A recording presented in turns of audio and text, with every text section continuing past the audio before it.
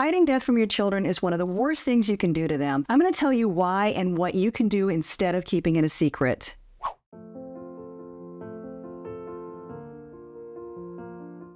A lot of parents think it's better to try to avoid conversations about death with their children. It's normal to want to protect your children and to be unsure of how they will understand what's happening when somebody's dying, or to be worried because they think it will scare them too much if they're truthful about it. As a mom, I know how it feels to want to shelter our children from some of the darker parts of life, like death. And I know it can be an uncomfortable conversation, but it is really an important topic. By not giving kids good information, we can cause them to imagine a situation to be different or even worse than what it actually is. Children, especially little children, are magical thinkers. It's common for them to think that they have the power to make things happen in their lives. This can lead them to feel responsible for their person's death. It's important to explain to children that their thoughts and feelings are not powerful enough to cause somebody to become sick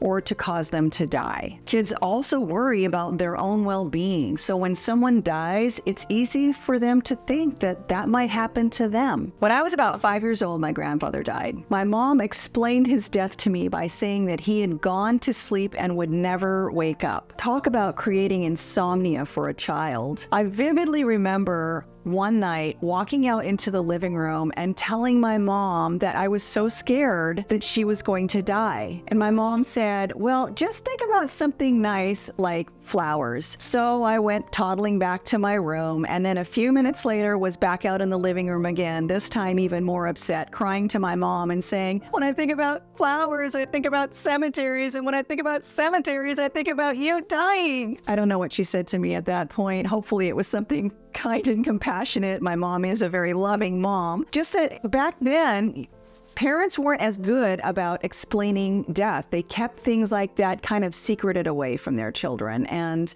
now we know better. Now we know that it's more important to be truthful to children, to be honest about what is happening when a person is dying or after they have died. Children are smarter and more intuitive than we give them credit for. They can interpret body language and they can overhear conversations. My hospice social worker used to say that it's like kids have little antennas on their heads and they walk around picking all kinds of things up. Grief specialists are very clear that we should be honest when we're talking to children about death. Don't lie about it and don't sugarcoat it by using euphemisms. Tell it like it is. They're dying, they died, they're dead. Pet Den is a prime opportunity for having conversations with kids about dying or educating them about death. But if you don't happen to have a pet or pets who have died or are dying, you can also use dead bugs, roadkill, whatever dead thing presents an opportunity for you to have this discussion. The insert dead thing here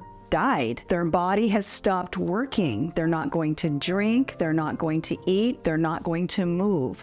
They are not alive anymore. If you're dealing with a close family member dying, there are other things to consider when it comes to their grief. There might be changes in their daily routine. Adults aren't going to be as emotionally available. They might have different people taking care of them. It's important to provide them with reassurance that their needs are still going to be met. Even giving them specific details about who is going to be meeting those needs for them can be helpful. So like telling them, Aunt Laura is going to be taking you to soccer practice for a while. Something I've encountered a few times is a terminally ill person who has young children, and they say that they want to go to the hospital because they don't want their kids to have to be around them when they're dying. I actually don't really agree with that, and here's why. If you're not dying at home, like if you're dying in a hospital, then your children have to rely on somebody taking them there to see you. There might be visiting hours. They might not get to see you anytime, day or night.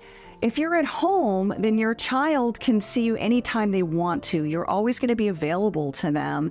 They can climb on the bed and give you a snuggle if that's what they want to do. They don't have to wait until it's a more opportune time to be able to see you. Also, their imagination of what mom or dad might look like can be far worse than if they were to actually be able to go and see them. Sometimes it isn't possible for a parent to be able to die at home, but you can still create a better death experience for their children. I was working in a hospice care center one time, and a man came in with his 2 young children, a boy and a girl. The girl was about 10 years old, and the boy was 8.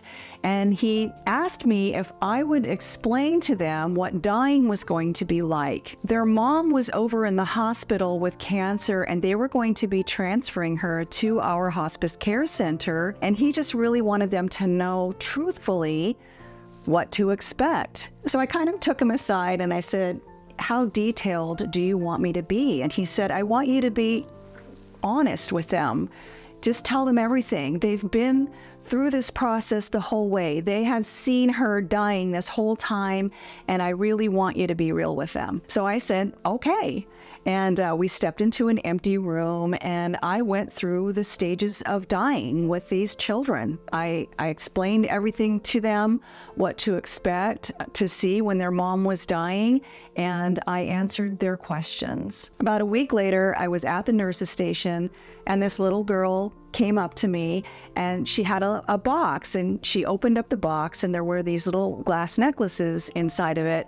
And she said, "My mom came here, but you weren't working, and she died. And I made these necklaces for the nurses who took care of her, but I wanted to give you the first choice because what you said to me helped me so much to understand what was going on, and I wasn't scared to be with her when she was dying." So, that was just, to me, confirmation that being honest with kids can help them have such a better experience when their parent is dying. It's always going to be sad, but it doesn't have to be scary if we can prepare them for that. Something else I hear parents say is that they need to be strong for their kids. They don't want to grieve in front of them. They need to let their kids process their own grief without worrying about their parents' grief. And that's actually false.